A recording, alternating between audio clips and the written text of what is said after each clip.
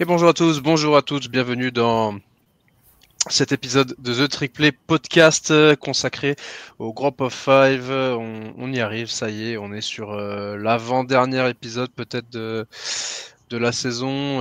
En tout cas, on est sur la fin de la saison régulière, ça c'est sûr, puisque lundi prochain, il n'y aura plus de matchs de saison régulière et il restera le Army Navy qui aura lieu après les finales de conférence. Mais là, c'est bon, on est vraiment dans la dernière ligne droite avant les finales de conférence et avant, du coup, le Selection Day qui annoncera les 12 équipes, les 12 premières équipes de l'histoire des playoffs élargis.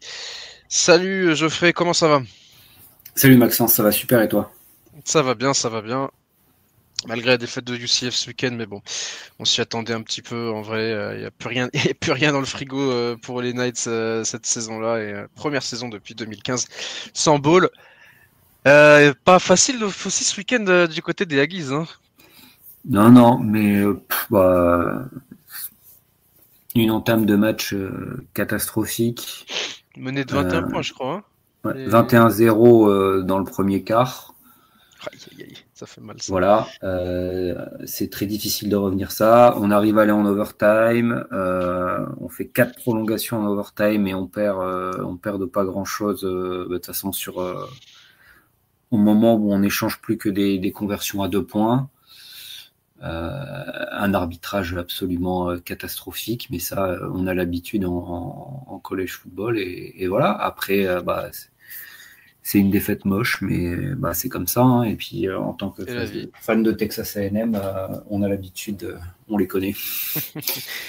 Il y a eu d'autres choses aussi ce week-end, hein, notamment dans le Group of Five, et on va commencer tout de suite dans le vif du sujet, la fin du rêve.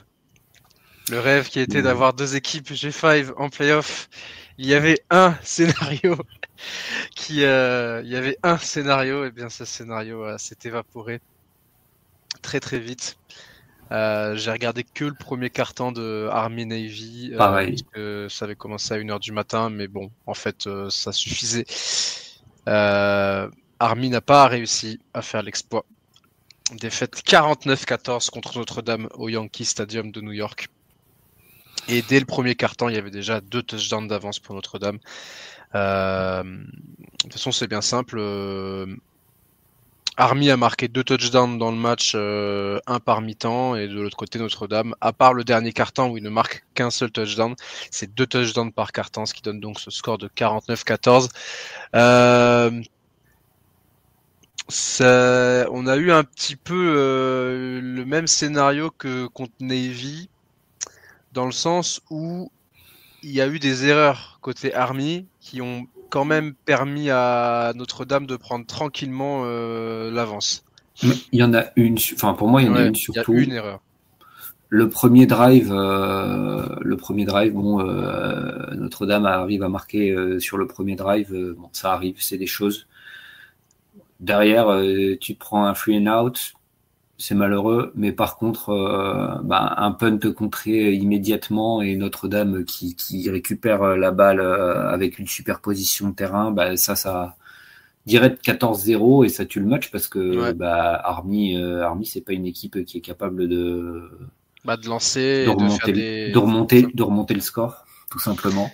Ouais, c'est ça, effectivement. Et puis, ce punt là où il y a une incompréhension entre le centre et le punter qui rate complètement la balle.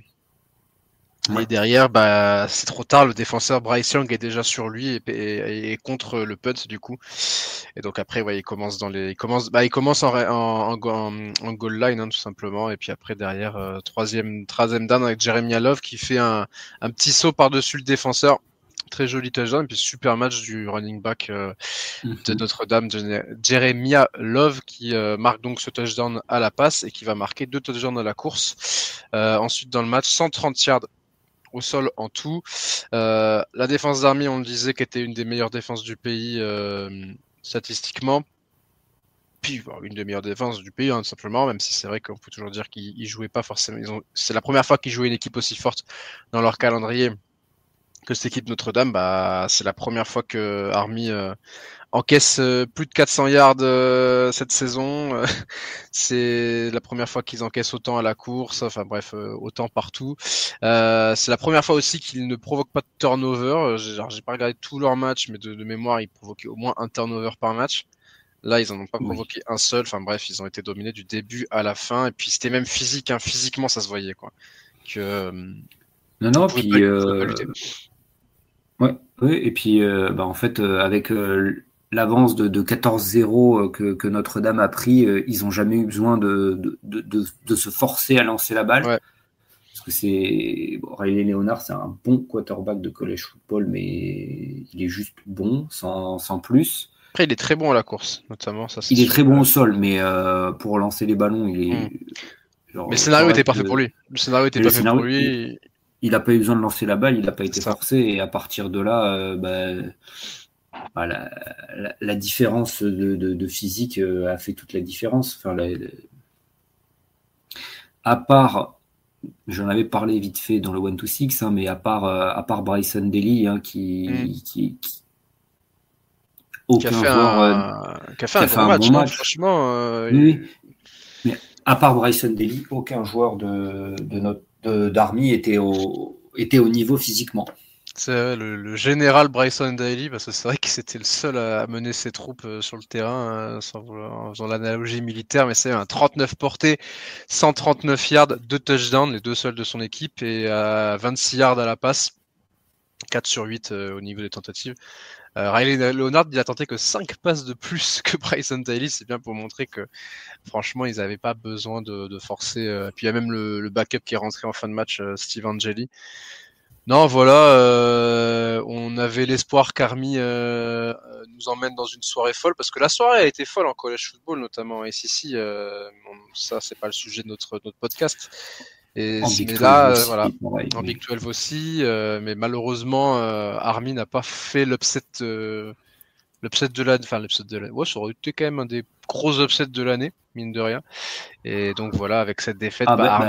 avec Northern Illinois, ouais. Oui, avec Northern Illinois, ouais. Mais là, avec cette défaite, Army est out de la course pour les playoffs. Ils sont out. Ça va être très compliqué, c'est très très compliqué. On reviendra ça en fin d'épisode. Ils sont plus maîtres de leur destin. Voilà, ils sont plus maîtres de leur destin, exactement. Mais ils peuvent toujours remporter, bien sûr, la conférence américaine pour leur première année en American Conference. Donc, j'espère que les Blight Knights ne vont pas s'effondrer comme Navy s'est effondré après la défaite contre Notre-Dame. Et Bryson Daly, par contre, il a fait son match. Alors, je sais pas, ce gars-là. Alors moi je suis pas un expert de la draft, tout ça, machin, mais est-ce que ce gars-là peut se frayer un chemin jusqu'à la draft? Je sais que c'est rare qu'on voit des joueurs d'académie militaire draftés, mais on en a eu quelques-uns ces dernières années. Est-ce qu'un mec comme Bryson Daly aurait posé la question, voir à Valentin ou Ryan, si c'est un joueur comme ça pourrait peut-être se faire drafter ou tenter la NFL, tu vois, parce qu'il fait quand même une super saison. À la course, il est quand même solide, il tient, il enchaîne, ça. Je sais pas, je pose la question comme ça. Ou est-ce que c'est vraiment le système Army qui le met en valeur comme ça? Fullback, un utility play. Je suis pas spécialisé à la draft non plus, mais pour moi, le seul rôle que je lui vois vraiment, c'est un fullback. Taysom Hill un peu. Un Taysom Hill ou alors un fullback qui va rentrer de temps en temps ou qui peut surprendre avec quelques passes, etc. Mais après, on sait que c'est dur pour les joueurs de l'académie militaire parce qu'il faut qu'ils aient une autorisation. Qui est donné et tout. Bref, en tout cas. En plus, il joue dans des systèmes très très particuliers, donc la conversion, en tout cas en attaque, pour les défenseurs, c'est un petit peu plus facile. Pour la transition. Faudra voir. Après, pour avoir les autorisations, c'est toujours difficile. C'est ça, ouais. En tout cas, il a atteint les 30 touchdowns en cumulé, 23 à la course et 7 à la passe. Je crois que c'est il est dans le. Je sais pas si c'est le joueur qui a marqué le plus de touchdowns tout court cette saison, mais en tout cas, il est dans les meilleurs. Bon, voilà, on peut pas dire plus sur ce match, hein, honnêtement. Le match a été vite plié, et puis voilà pour Notre-Dame qui remporte une victoire contre un adversaire classé également. Donc, les Fighting Irish qui continue sa route vers les playoffs et qui a quasiment assuré sa place en playoffs d'ailleurs avec cette victoire. Il n'y a pas eu grand-chose de plus dans la conférence américaine, puisque Tulane et Memphis, c'est le main event en conférence américaine le week-end qui arrive, ne jouaient pas, ils étaient en bye. On va revenir juste sur North Texas qui enchaîne sa 5e défaite de suite et qui ne va peut-être pas avoir les balls. Défaite 40-28 face à East Carolina. Pourtant, il menait 21-0. Il menait 21-0, 21-0, pardon. Il venait 21-7, pardon, à la mi-temps. Ils ont pris un touchdown juste avant la mi-temps et East Carolina, ça a un peu lancé le momentum pour les Pirates, le retour du momentum, puisqu'il y a eu des fumbles, des stops en 4e down, des field goals manqués, ce qui a permis à East Carolina de remonter et de remporter le match 40-28 sur un super match du running back Rajai Harris, notamment 128 yards et 3 touchdowns pour lui au sol. North Texas, donc 5 défaites de suite, c'est compliqué pour eux ils étaient en 5-1, les voilà en 5-6 et avec un Chandler Morris et un D.T. Sheffield qui sont beaucoup moins efficaces également. On voit un peu les limites de l'attaque de North Texas qui s'est complètement qui a complètement disparu là, notamment en seconde mi-temps et puis la défense qui a été porte ouverte tout simplement. Ouais. Et il joue contre Temple, il termine la saison contre Temple, Temple qui a perdu contre UTSA, défaite 51-27. Les Roadrunners valident leur place en bowl dans une saison pas facile quand même pour les Roadrunners. On s'attendait à mieux de leur part, mais voilà, 3e victoire de suite quand même pour eux, mine de rien. Et donc ils vont aller en bowl. Du côté de Temple, l'avenir du programme de football est en suspens après les déclarations de son président John Fry, notamment sur alors si j'ai bien compris sur le stade, puisqu'ils sont dans le stade des Eagles. Il y a beaucoup trop de dépenses apparemment dans ce programme-là par rapport à ce que l'université peut se permettre. Alors si j'ai bien compris, parce que tout était en anglais et tout, mais je crois que j'ai pas trop raté ma traduction. Bon, en tout cas, il a vraiment émis des doutes sur le financement global de ce programme de football, et vu les résultats actuellement, on peut le comprendre avec Temple qui a viré son coach la semaine dernière notamment. Donc le programme, ça devient compliqué là, le football à Temple. Faut savoir que les programmes du Group of Five, ils sont beaucoup plus dépendants de leur capacité à remplir le stade que sont les programmes de Power 5, Power 4. Attention, les programmes de Power 4, ils gagnent beaucoup d'argent avec leur stade, mais avec les contrats à télé qu'ils ont, ils peuvent se maintenir assez facilement, payer leur staff, payer tout le monde et même alimenter d'autres programmes sportifs que le foot avec les contrats télé. Pour les programmes du Group of Five, il faut remplir les stades et Temple, le stade est trop grand en plus. Le stade est trop grand et ils font à peine plus de 10 000 spectateurs à chaque fois. Ouais, donc ils doivent être à perte à chaque fois, puisque j'imagine qu'ils doivent payer la location du stade, parce que le stade leur appartient pas. Et pourtant, Philly, c'est une ville de sport, mais les résultats médiocres de Temple année après année. Il y a d'autres universités aussi à Philly aussi, donc même si c'est la seule université qui est en FBS. Ouais, mais Penn, ça compte pas vraiment. Oui, mais ce que je veux dire, c'est que les gens s'intéressent pas forcément à Temple aussi parce que c'est Temple, et ils ont d'autres alma mater de Philly aussi. Il y a pas mal de fans de Penn State. Après, Philly, surtout en ce moment, les sports professionnels sont assez. Ouais, ça marche bien. Ça fonctionne bien. Le baseball et le football surtout. Mais oui, bon, voilà, ça marche pas pour Temple. Ouais, ça marche pas, et voilà, Temple qui perd 51-27. Pas grand chose de plus à dire. Et après, au niveau des autres résultats, UAB a battu Rice 40-14 dans le match des mal classés. Un autre match entre mal classés, c'était entre Charlotte et Florida Atlantic, victoire de Charlotte 39-27, et South Florida qui l'emporte contre Tulsa 63-30 et qui valide également sa place en bowl. Voilà. Pour les résultats, c'est un peu anecdotique. On est sur de la fin de saison entre des équipes qui jouent plus rien, des équipes qui veulent juste aller en bowl. Donc voilà pour l'américaine, où de toute façon il n'y a plus aucun enjeu dans les matchs, puisqu'on sait déjà la finale qu'on aura, ce sera Army contre Tulane, mais on reviendra sur les différents scénarios dans les autres conférences. On va passer à la Pac-12. La Pac-2, la Pac-12. Avec le seul match de la saison de conférence en Pac-12 qui s'est donc joué à Corvallis, donc sur le terrain d'Oregon State. C'était un peu une finale, hein, puisque le titre 2024 a été attribué au vainqueur de ce match, qui n'est autre que non, c'est Oregon State qui l'emporte. Et ça a été la grosse surprise du matin en me réveillant de voir qu'Oregon State avait battu Washington State 41-38. Avec les problèmes que l'on connaît chez les Beavers cette saison, notamment au poste de quarterback. Et ça a été un des meilleurs replays du matin, et je pense qu'à suivre en direct, ça a dû être un des meilleurs matchs tout simplement de la semaine. Tu veux commencer un peu, Geoffrey, ou alors attends, parce que je rajoutais un truc parce qu'on a une petite news qui est tombée pour le coaching carousel pour après. Tac. En direct. Ouais, je vais enchaîner du coup pendant que tu rajoutes la news qui vient de tomber. Tu nous en parleras après. Franchement, match super. Faites-vous le replay. Les deux équipes se sont vraiment rendues coup pour coup. C'était, comme on dit un peu aux États-Unis, du back and forth.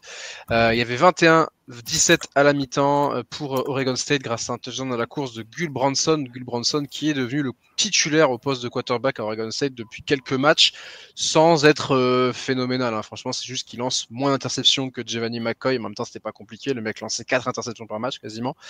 Washington State qui égalise derrière sur un touchdown de 57 yards de Kyle Williams, qui est qui a vraiment fait un match incroyable, mais qui sera un peu le héros maudit de ce match-là à la fin du match. Et Washington State qui provoque le premier turnover du match derrière sur une interception, mais ils vont pas en profiter sur leur drive, et donc Oregon State récupère la balle, touchdown de 43 yards de Terry comme Terry 2, enfin Terry 2, qui marque super touchdown. Il a le défenseur sur le dos, il récupère la balle et il arrive à se séparer de son défenseur. Mais Washington State qui égalise, donc ça a vraiment été une rencontre à toi, à moi. Et puis John Matir, pardon, excusez-moi, je me suis perdu un peu dans le truc. Et puis donc ils vont égaliser sur un pick six, les Cougars, la deuxième interception de Gus Bronson avec un pick six de Tariq Al-Hougda qui fait le pick six. Mais franchement, les Beavers vont rien lâcher. Pourtant, à ce moment-là, quand je vois le replay, je me disais, mais comment ils ont fait alors qu'ils prennent le pick six derrière, que Washington State repasse devant à 38-31. Et derrière, ils te font un drive de 8 minutes 30, 16 plays, 75 yards pour terminer sur une passe de Gus Bronson pour Darius Clemons à 2 minutes de la fin du match, dans une ambiance vraiment de feu. Il y avait du monde à Corvallis et il y avait une super ambiance, franchement, dans ce match-là. Et puis là, quand je dis Kyle Williams, qui était un peu le héros maudit de ce match-là, après son super touchdown de 57 yards, il va fumble dans ce qui aurait dû être le drive de la gagne. Oregon State va récupérer la balle, va marquer un field goal à 20 secondes de la fin.